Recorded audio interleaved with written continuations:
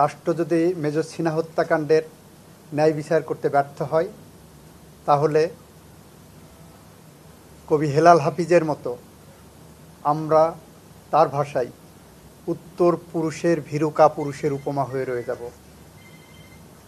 আমরা বলেছিলাম এই বিচার প্রক্রিয়ায় রাষ্ট্রপক্ষ এতটাই তৎপর যে আগামী প্রজন্মের জন্য, সুকান্তের ভাষায়, আগামী প্রজন্মের জন্য বাসযোগ্য করে গড়ে তুলে রাখার জন্য এই বিচারটা প্রয়োজন এবং এই শাস্তিটা বহাল রাখা প্রয়োজন।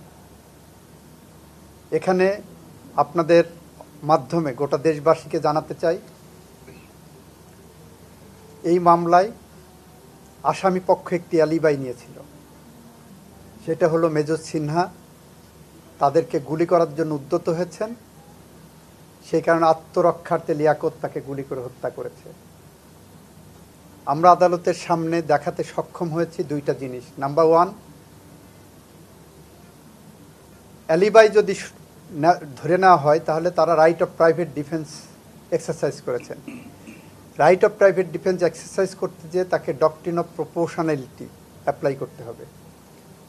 ডক্ট্রিন অফ প্রপোর্শনালিটি উদাহরণ দিতে যে বলেছি, কেউ যদি আমাকে লাঠি দিয়ে আঘাত করতে আসে, আমি তাকে ছুরি দিয়ে কাউন্টার করতে পারবো না। কেউ যদি আমাকে ছুরি দিয়ে আঘাত করে, আমি তাকে গুলি করতে পারবো না।